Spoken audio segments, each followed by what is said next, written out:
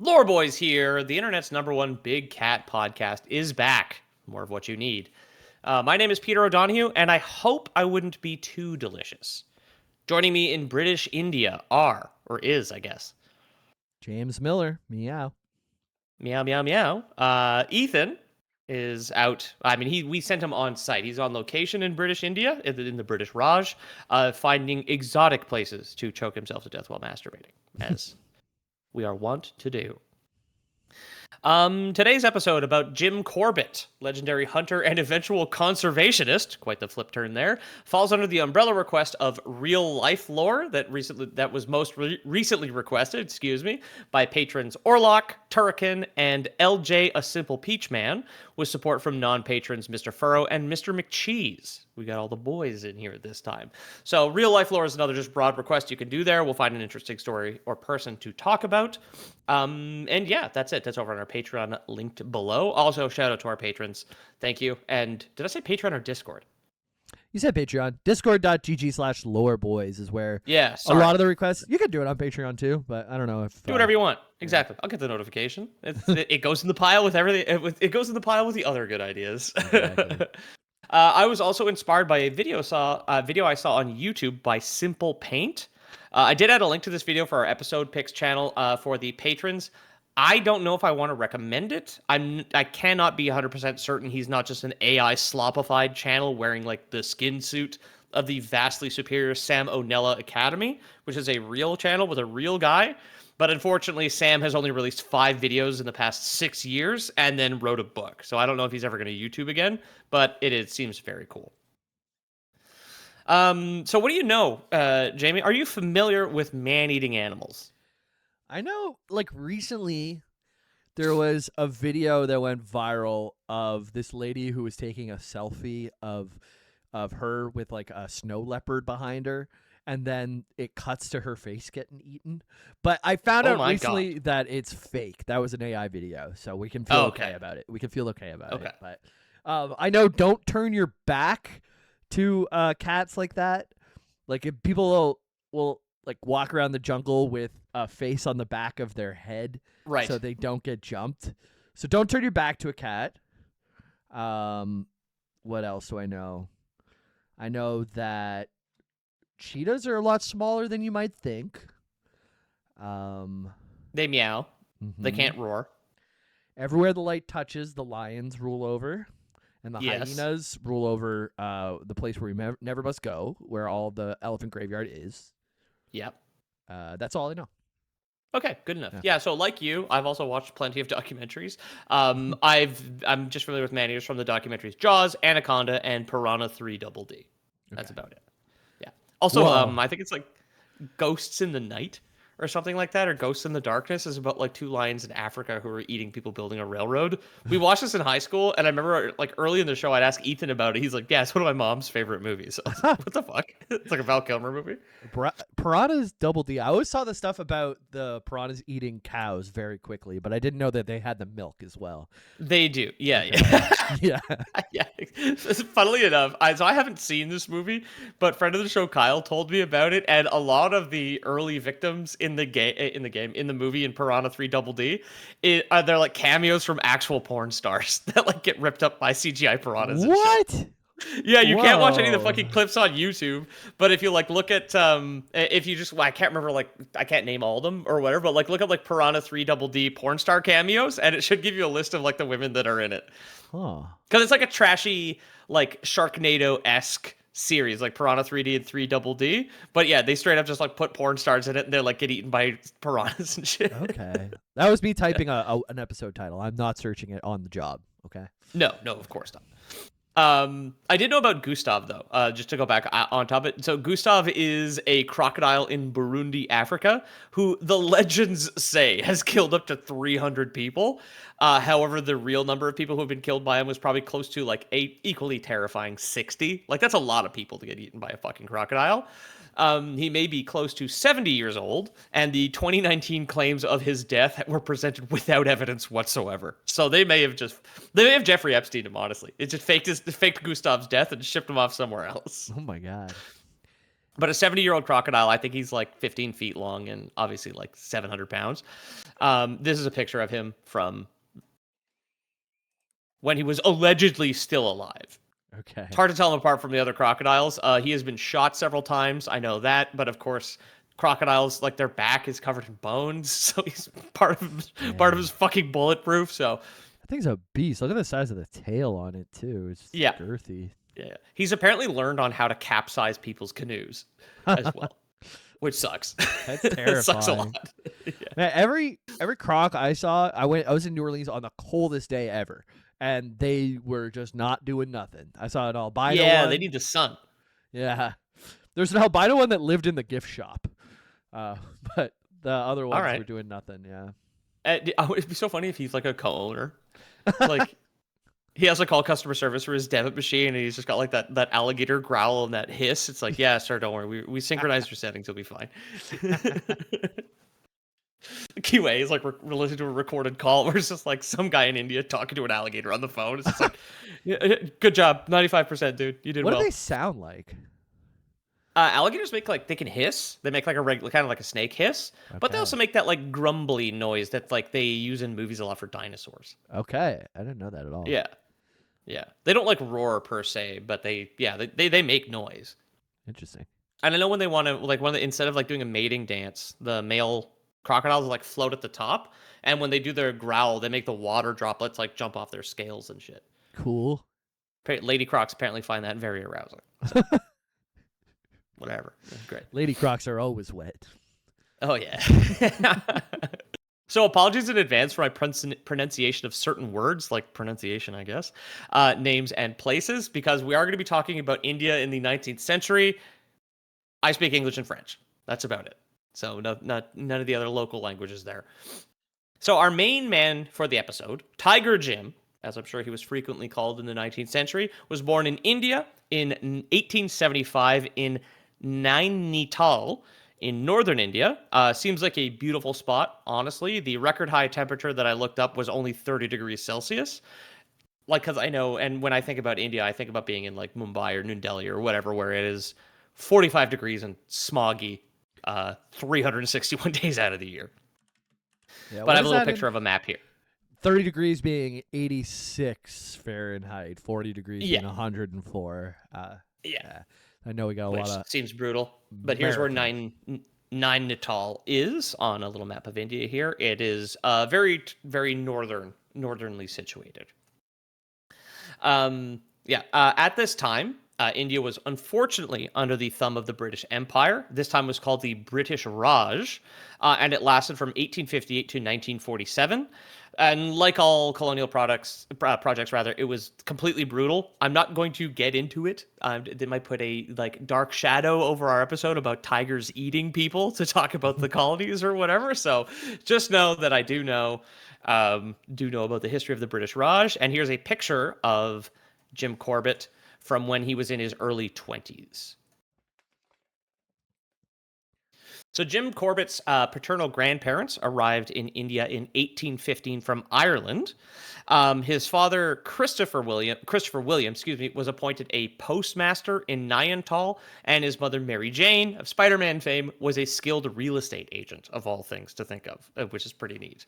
At the time, the town was expanding, so her skill set proved invaluable to the family, as Christopher Williams' postmaster salary was not enough to support Jim and his 8 siblings. Which is the most Irish thing I've ever heard, is too many kids to support. I like the title postmaster. That's like very lordly. Cool, eh? Yeah. Yeah. I mean, maybe it's still called a postmaster. Like, you've got a letter carrier or a mailman is the grunts out on the street, delivery person or delivery guy who drives a truck. Yeah. Check now, does Canada Post have a postmaster? I don't know. What does he look like? Just got a little cardboard box crown, and he sits back there on all the packages that have gone missing, or what? Oh, he's got like medals like a general, but they're all different envelopes. Yeah. Yeah, just different stamps. Yeah. Exactly. So growing up, Jim spent most of his time exploring the jungles around his hometown, learning to shoot and hunt, and eventually becoming a very skilled tracker. Originally, he wanted to be an engineer, but his grades weren't good enough. And while his parents were both Western European, Jim identified much more with the country he was born in. He considered himself to be much more culturally Indian. He learned local languages and started to do some Hindu practices, and then he even became to started to adopt like local superstitions, which is pretty cool. Later in life, he wrote about some of his hunts.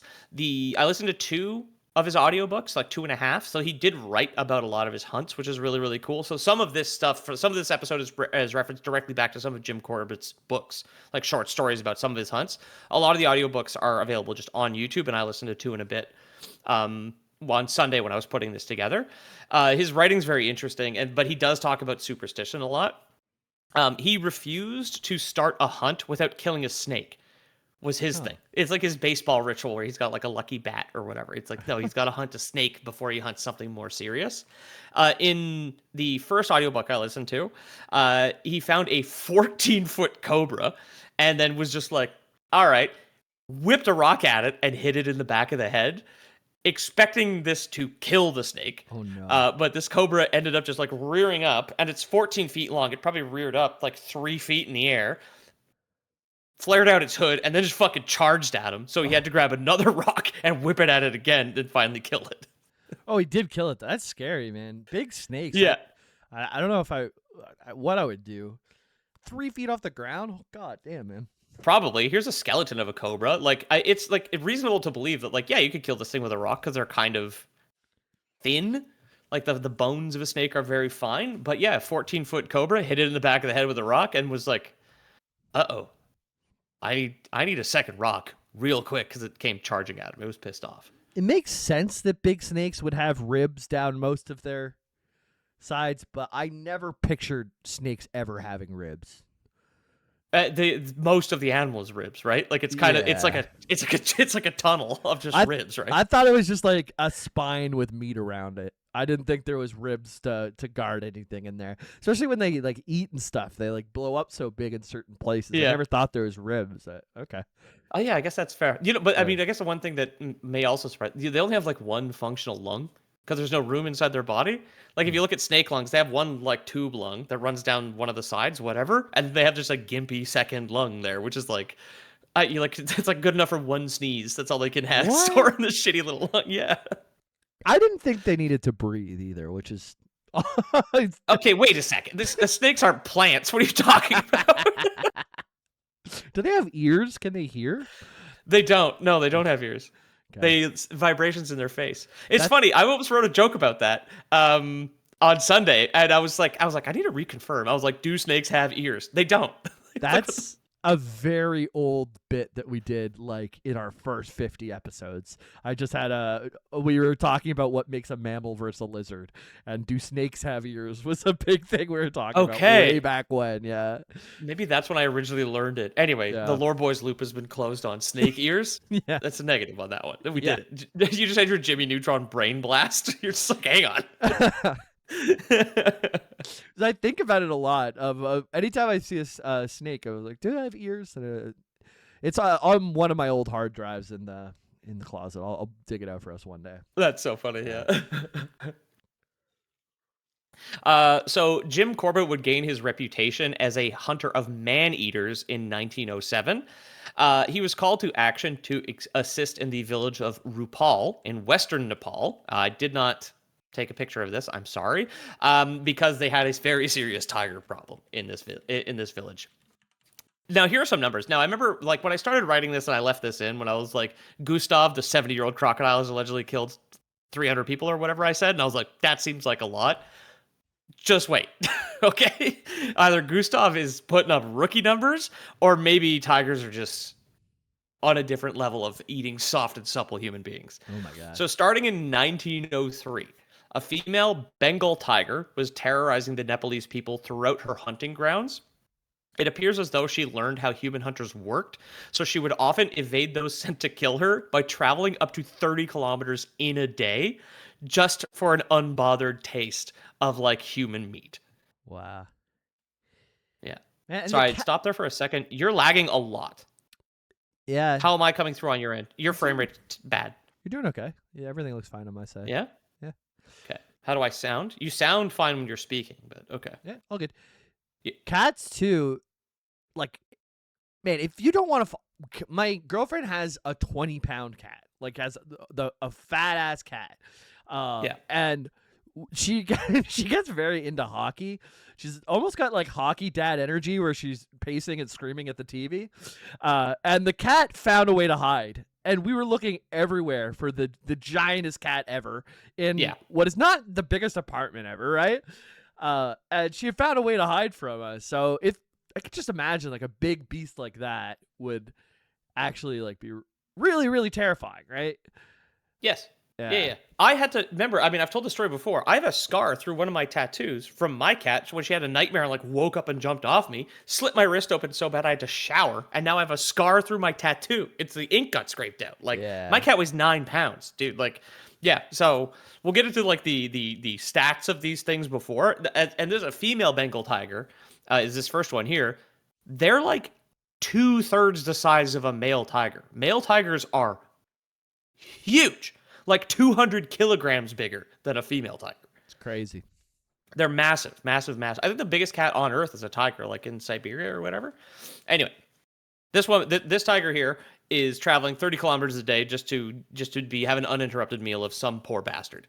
Unfortunately, this tiger here mainly fed on women and children whose chores often involve them going into the forest to gather things for their homes. So like berries, firewood, go feed the animals, bring out a bucket of corn for the fucking whatever, for the chickens or something like that. The tiger is learning your routines there. The remarkable thing about the tiger's victims is that they were hunted during the day, like while people were doing chores. So it's not like you're not getting dragged out of your bed or you're going to an outhouse and taking a piss and like never coming back. You're like doing your day job. Yeah. And you get dragged into the jungle by a fucking tiger. I always thought, what's the word? Crepuscular or something? It's in crepuscular? Yeah. Crepuscular. It's the evening and morning, like low light situations are where cats excel, which is why your cat loves to run crazy style in the very early morning and also when the sun's going down. So that's crazy in the middle of the day. Sweet Dusty Baby here had savage zoomies at 4:30 in the morning Sunday night, which I did not like at all. Yeah, my cat's kind of like that too. It's about that hour right now, actually. It's like just before 9 p.m. And if you're watching on the video, about 5 minutes ago, Melon ran up the back of my chair and up to the window where she's hunted something. She's hunting an Indian child out there. Yeah.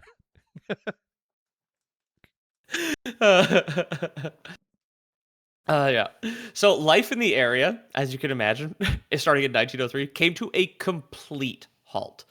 The villages in the area all had self-imposed lockdowns. Like, think of how bad it was during COVID, except in this case, one speck of germ is a 400-pound female tiger. Oof. She's huge, yeah. And like, this occurred to me when I was like going over the episode yesterday. I was just like, I wonder if some of the kids in town really understood what was going on. Because when I got sent home early from 9/11, I was like, this is great. You've got somebody who gets killed gathering firewood, and you just don't have to gather firewood for a week and play with your little 1903 action figures, right? Like, that's... Yeah, but if you need firewood and it's cold, which it seems like it gets pretty cold there, that might suck too. Just shivering, and scared to leave your house because there's a 300-pound cat. Yeah, exactly. Yeah, who at this point may have killed dozens of people, right? Like, this thing went on a fucking tear. This is just a picture of a female Bengal tiger. This is not the actual one. The photo that I'll show you after of this one here is in black and white because it'll be 1910 at that point. So okay, keep talking. I'm listening. I'm just gonna grab something for the background that's it relates to this episode. Oh, okay. Are you going to get a 400-pound cat? That's going to be great. I often think, like, I know we were talking about them being crepuscular and like even how like your fat ass cat can still hide somehow. And oh, is that your poster of Mike Tyson at his... Oh, dude, is that some of the shit you bought on stream where you were buying terrible flags? Yeah. I have Mike Tyson, when he got out of jail, he got a tiger, and he walked it around on a chain. So got that. My God. And we were talking about it already, but I often think about how cats just are perfect killing machines because they're pretty much on every single continent, and they look the same. Right? Like, a tiger is just a big ass house cat. They're built the same. They act the same. They all move the same. like a bobcat has no tail because it's cold and that's like a frostbite risk, but that's about it, which is crazy. Yeah. And like Yeah. whenever they're studying new species, like cats are ones that they just find new ones every once in a while because they're impossible to find. Like if they don't want to be Yeah. seen, they just won't be seen. Yeah, exactly. Unlike yours, who's very much a little bit of a showstopper right now. Yeah, she's Check jumping out the around. YouTube if you want to see her poofy little tail. Yeah. And also, like, even if you look past like the fossil record, like sometimes you get a wild experiment. Like a saber-toothed cat is crazy, and they're not around anymore. But that's still a cat, and it was like millions and millions of years. Anyway, Ligers don't count as the biggest. I was watching a thing recently on the biggest cats out there, and ligers get really big, but they're man-made, so they're people. Some people don't count them as like the biggest cats. out really, there. it's a hybrid, like a mule is. Like that's a All right, whatever. Yeah. I watched one Yeah. girl on Instagram go through every big cat, so that was her opinion. But Okay, yeah. okay. I'm gonna say I don't agree with her, but I'm open to it. Okay. We could have a discussion. Okay. So hundreds, speaking of never wanting to be found, hundreds of hunters were called in to hunt and kill this tiger. When they failed, the Nepalese army was called in. Oh no. So they organized a massive beat, which is a new term that I learned while writing this. This is when the hunters and their dogs are all in a line and like walk in a straight line, or like in a cop show, you'd see like detectives do it if they're looking for evidence of a missing person or whatever. That is apparently called a beat. Okay. And here's some guys in, I don't know, like a turnip field or whatever, hunting ducks probably. Oh, okay. I Yeah. associate this more with like missing persons whenever Yes. the police comb through a forest or something. Yeah, And- exactly. I think that may also be called like a beat or whatever. But yeah, these guys are. I mean, these guys are looking for a missing duck that had been. I almost said abducted, and I was like, God, that sounds so stupid. Fuck, it's just like such a pun. I like it. This beat, unfortunately, simply drove the tiger into a new area, the Kuamaun district in northern India, where she resumed her hunt for children collecting firewood. Oh no. Now, northern India, as we know, is Corbett territory. The boys in the army couldn't kill or capture the tigress, so at this time, it's time to send the man. But yeah, he also did. There was like a hunting group. He just happened to be the guy who killed it. For the Okay. record. What's Corbett Sorry. territory? Jim Corbett. Oh, It's that's his last name. Okay. Yeah, his last name is Jim Corbett. And sorry, I stuttered there for a second. One of my nostrils is getting very stuffed up as I'm talking, and it's distracting me. So on the Okay. break, I'm gonna blow my nose. Okay. If you want to go blow your nose, I can just talk about cats for a while. No, it's fine. Okay. It's fine. So with the help of the local Tehsildar, which I understand to be tax collectors, I don't know what these guys were doing, but I mean, they helped organize or maybe hunt this tiger. Jim Corbett and nearly 300 hunters managed to track down the tigress. He shot her 3 times, finally killing her on May 12th in 1907, 4 years after she began her hunt. I think because the people who went on this beat were like from the town, were from the town of what's called, I think, Champawat. The tigress was named the Champawat tiger afterwards. Okay. So that's where the people came from, and she was killed in the jungle outside of there. In all, do you want to guess? Because I was saying, like, I don't think that crocodile killed 300 people. Would you like to put, what is the Kalshi odds or whatever on Bet365? How many people do you think this tiger allegedly killed? 400. Close. In all, she allegedly killed 436 people. Damn. Yeah. At first, when I read that, like I was saying the same thing with Gustav the crocodile, I was like, no fucking way. But including one potential leap year in 4 years, 436 people in 1,461 days kind of starts to sound more believable. Jeez, sounds like a pounce here. Yeah. Ooh, not bad. Write that down. After doing an autopsy on the tiger, they found that the fangs on the right side of her head were broken. One of her teeth was missing completely, and another one was missing the tip of it. Meaning, with broken teeth, she couldn't take down larger, more tiger-appropriate prey like deer and boars.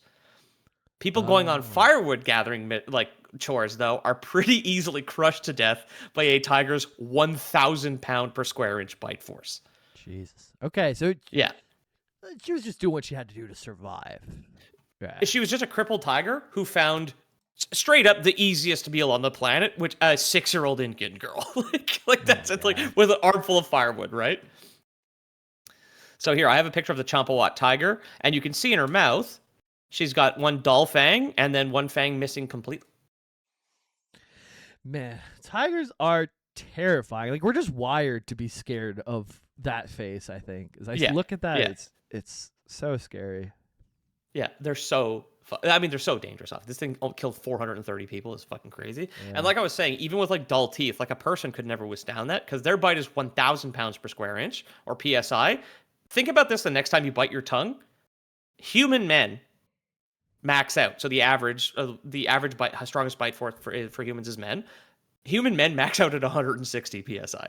So next time you bite your tongue, and how bad that fucking sucks, multiply that by 10 and then eat a child with it. Oh my god.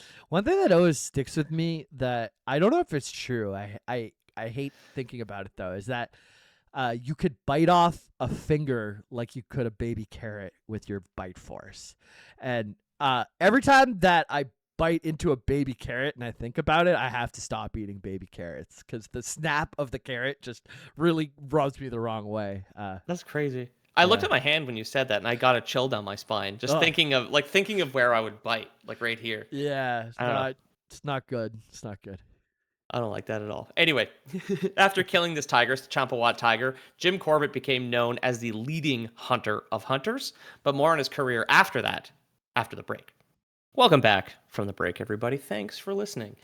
Well, we know a lot of things about humans. Now we're learning a lot about tigers and Jim Corbett. But little known thing about humans is humans love, and I mean fucking love, deforestation.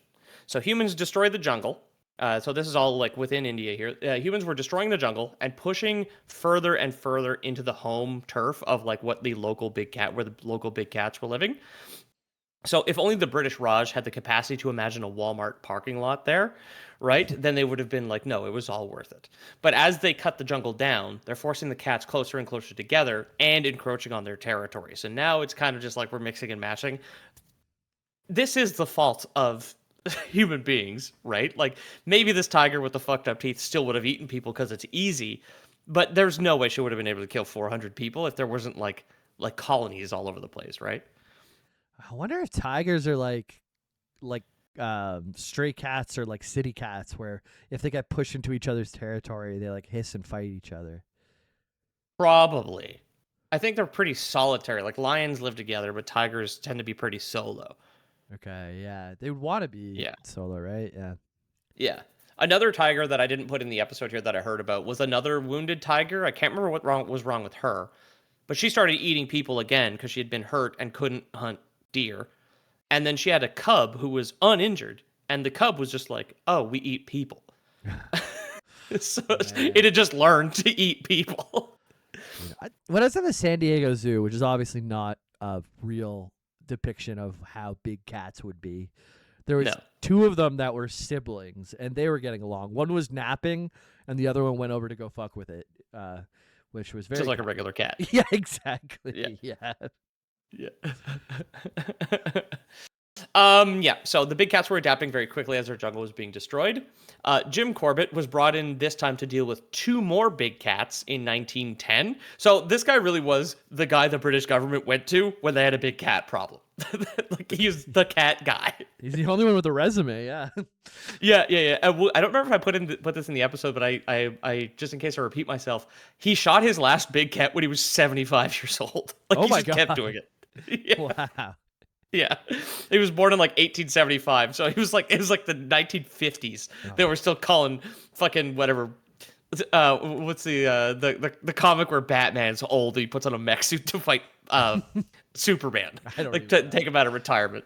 Wow, you think that was for the list? The British government puts up like ads on LinkedIn, must have 10 plus years of tiger killing experience. Like no one. Like, just, you gotta kill one, dude. I put a joke about I put a fucking joke about LinkedIn here later on. So yeah, I don't know why. It's so funny. Yeah. So the first cat Jim Corbett had to deal with this time was actually a male leopard. So he was doing tigers and leopards now. So he's broadening out. Apparently, this one also killed 400 people in a remote area of northern India because, like, go figure, the people were encroaching. So this region was called Panar, which is still within Kuaman, and all of this during a cholera outbreak, unfortunately. It eventually this leopard would go on to be called the Panar leopard because that's where it was from.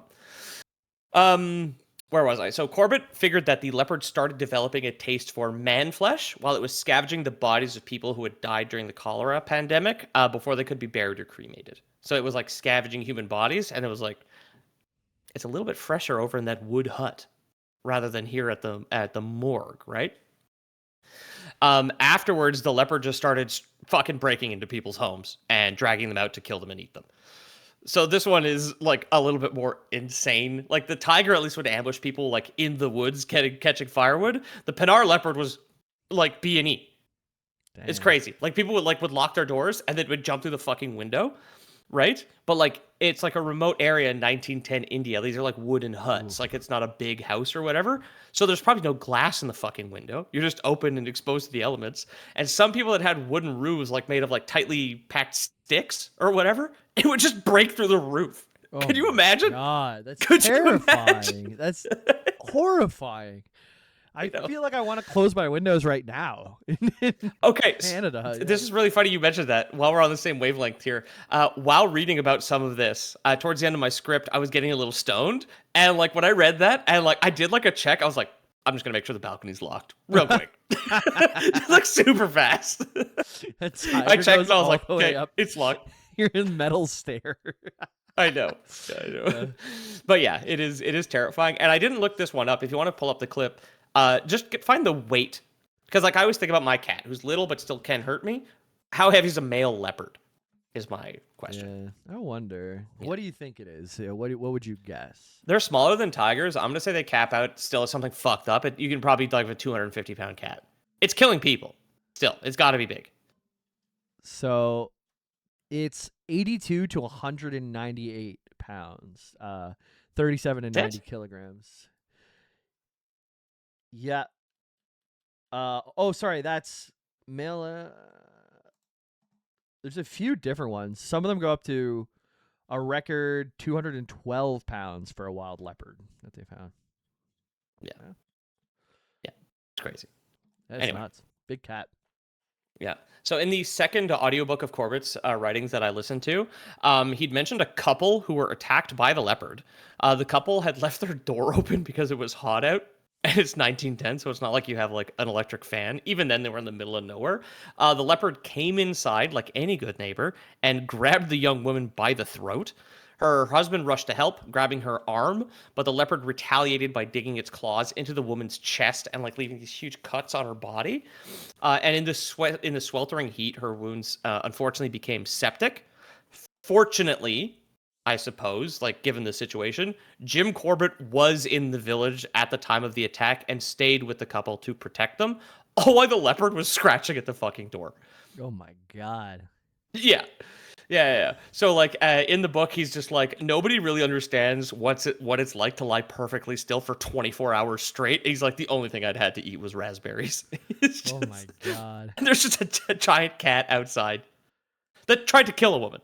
You're in the fucking house with them. Oh, you know when your cat goes to the scratching post or like the corner of your mattress or something and starts doing that thing where they tick, tick, tick, tick, tick, you know, sharpening their claws there. Just on the door. Yeah, terrifying.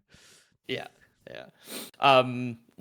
So in his writing about the attack, Corbett stated that while he could deal with the sight of blood, the smell of the woman's septic leopard wounds began to overpower both him and the woman's husband, and like they can't open the windows or the door to like air the place out because there's a fucking leopard outside waiting to kill them. Is she like still alive at this point? She is still alive at this point. Yeah. God. She does unfortunately pass away. And Corbett, for whatever reason here, was called away to what apparently was his real job, supervising transport of cargo across the Ganges River. So like he was like a part-time tiger hunter. And mainly he was a middle manager at a shipping company. And this is where I wrote that in. Middle manager of a shipping company and tiger hunter. Crazy get on LinkedIn if you could do it, right? Yeah. Like crazy fucking profile. Postmaster from 15 to 22. Yep. Then moved into cargo from 22 to 25. Killed a 400-pound cat in when I was 35 years old. And the British government had me part-time ever since. Yeah. He was on call for the British government until he was 75 years old. That's crazy. Great career. Great career. Another interesting case involved a tiger who seemed to have been this is not even human intervention here. Another interesting case involved a tiger who seems to have irresponsibly attacked a porcupine and permanently crippled itself. So I've seen a couple wild porcupines in Canada. They're kind of slow, dopey, and cute. But in India, it's like a serious fucking animal to defend against all the fucking tigers, apparently. Yeah, they're not great if you're like in Canada. My childhood dog, got porcupine. Where you had to bring him to the vet and like take 70 quills out of his face and chest. They're pretty serious here too. Like you do not want to fuck with a porcupine, but no. So this tiger here, too, but he did it again. Yeah. She's true. I thought you were talking about this tiger. I was like, no, this tiger learned. So this tiger crippled itself by attacking a porcupine. It had like quills in its arms and legs or whatever. It couldn't attack again boars and deer. But again, as we talked about, it's like, what's a crippled tiger's favorite thing? People. Exactly. Indian food. Like, Indian food. Yeah. I mean, dude. If a tiger was too crippled to eat an Indian child, buttered chicken, I think would still be fine because it is absolutely delicious. Or a decent curry, right? Yeah. So after many successful hunts, Corbett served in both world wars. So after hunting tiger, he started hunting Germans. Crazy. He has to step on a snake before he shoots a Nazi. Hey, whatever you need to do before you start doing it, fucking go for it, man. Yeah. That's fine. And sorry, I got it wrong before, but after he finished in both world wars, in the First World War, he was leading some of the Indian guys that the British had brought in, since he very cross-culturally was good with both of them, right? So he had led his platoon there. I'd read somewhere that I think he had 5,000 guys under his command at one point, and after some battle, because he was like strategic and did really well, like only 500 guys died. So like 4,500 people survived this battle, which is pretty good. So he's all around cool guy. Okay. And then sorry, I got 75 was wrong. He actually shot his last man-eating tiger at the age of 71. So he was still young enough to be in the game, right? Wow. Yeah. What a career of just like, yeah, well, they got a tiger problem.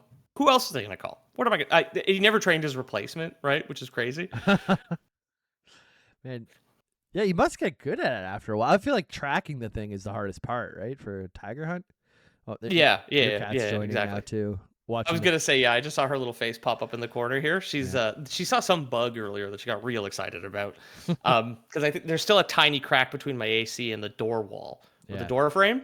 So like every once in a while a moth gets in, but whatever. Now to conclude here, as Jim Corbett got older, he grew more and more distasteful of the British Raj and the damage they were doing to the environment and the people in India.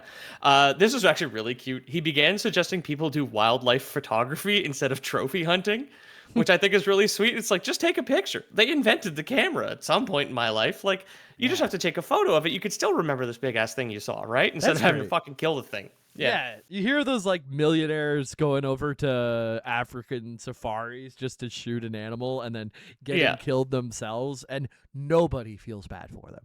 No, this was completely fabricated. You set this completely up. You do not look cool. This is not strong. You just look like an asshole. Yeah. Well, it's also like the thing of, for some reason, I keep seeing like YouTube documentaries. I saw one pop up recently. It was like the Titan submarine 3 years later. I'm like, there is no new information about this thing, but just like being trampled to death by an elephant you were trying to kill, being atomized at the wreck of the Titanic in a cheap sub you built in your basement, it literally couldn't have happened unless you did it, right? Yep. Like, it's 100% your fault. Yep. So after suggesting photography instead of hunting, he became a very early conservationist. So a real perfect little 180 there from hunting tigers to conserving the environment.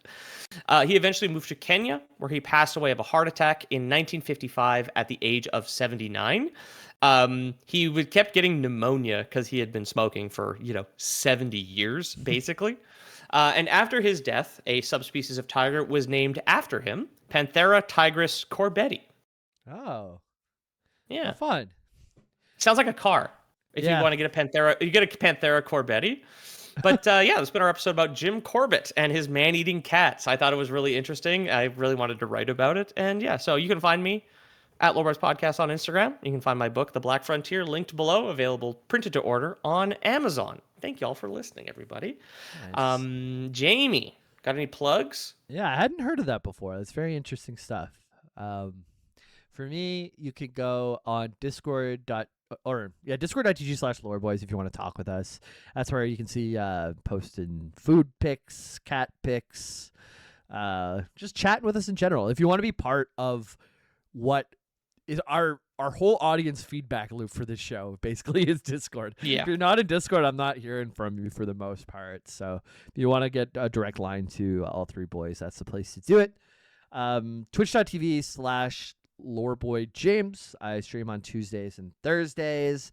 I was cleaning up a library today. There's that game that, like, it's a cozy game where you have to clean up an arcane library, and there's That's just cute. 3,000 books on the floor, and you have basically like 12 different shelves on 2 different floors that you have to place them all, and they don't give you exactly where to place them. It'll be like anthology. Is there a Dewey Decimal System or anything? It's everything has a volume 1 through 10, and it's like if this is art, or if this is psychology, or if this is philosophy, or if this is warrior or sneaking, or there's like fantasy elements to it too. So you kind of have to do some interpretation of the title. Like, oh, does that more sociology, or is that more magic, or is that more monsterology, right? That's interesting. And putting it all away. And I just started it on stream. I got it because Catherine was interested in it, because girl brains love to just like organize in their games. Like I was like scrolling Instagram with Emily like this weekend, and like some clip from a cozy game came up. She's like, "Ooh, I'd play that." I'm like, yeah, it's just, oh yeah, all right, chores, I guess. Like, me personally, I was playing Doom: The Dark Ages earlier before we were recording, and it was just like, I think like throwing the saw shield into a monster is cooler, but sure, sweep away, baby. You're pretty. You can do whatever you want. There's something really like zen about just putting everything in its right place too, and like starting with what is a filthy, like there's literally books everywhere, and then just putting them in their place and looking at everything's done. There's something nice to that. Yeah, I guess I did downsize and like spring clean my apartment recently when I was sick, when I was like afraid of dust. Yeah, it's actually great. I just did like one room at a time over the course of the week, because like I kind of get it. It's just I'm gonna play Bimeo Bame. I'm gonna do something else because I can sweep now. When I was away in New York, my elderly Polish neighbor was watching my cat. So she'd come in and feed the cat or whatever. And I came back, and she had done a complete clean of my apartment. Like, she had organized things. She had brought me like dishes and put them away. She had like completely cleaned the cat trees. She like decluttered my bathroom. And I came home and I was like, Mariola, this is amazing. Like, thank you for this. She's like, I do a little. And then she has like a hard time carrying cat litter because she's elderly. She doesn't have a car or anything, right? So I was like, oh, I'll do something nice for her. I'll go buy 2 things of the extra light cat litter and I'll bring it to her. So I brought it over to her, and she's like, no, I pay you. I'm like, no, you did so much. You had to keep it. She's like, I'm going to go to the store, see the price, and then leave the money in your mailbox. No, Mariola, keep it. And then the next time I opened my door, she had left a bottle of plum brandy in front of my door. Ooh. So she's such a nice lady, man. She's so nice. I love having a little nice lady there. Well, anyways, I got sidetracked on my cat thing. I don't even know what I was talking about. Cleaning, because Lord Boy James. You're plugging your Twitch. Yeah. If you want to talk to Ethan, just DM me and I'll give you his home address. Yeah. I'll send you a picture of his daughter's daycare. The address visible. Like the newspaper with today's date. Patreon.com/TheLoreBoys if you want to support the show financially. Linked below. Thank you to everybody who does, did, and continues to. And if you want to support us individually, you don't trust big tech, right? You don't trust Patreon. Yep. We've always offered a service called Loreboys Prime. What we're going to do now is, if you're in a rural area, this is for people out in the sticks only. We will install windows in your wooden hut. We're gonna do this. This is our outreach. We're gonna be working with like a charitable organization here in Canada. Here, we're gonna put up tiger-proof windows in your wooden huts. Sure, they could probably still get through the straw roof, but that's not our problem. Our grades weren't good enough to be engineers, just like Tiger Jim Corbett, baby. Yeah. Very good. I guess that constitutes a lore boys. Lore boys Uh, out.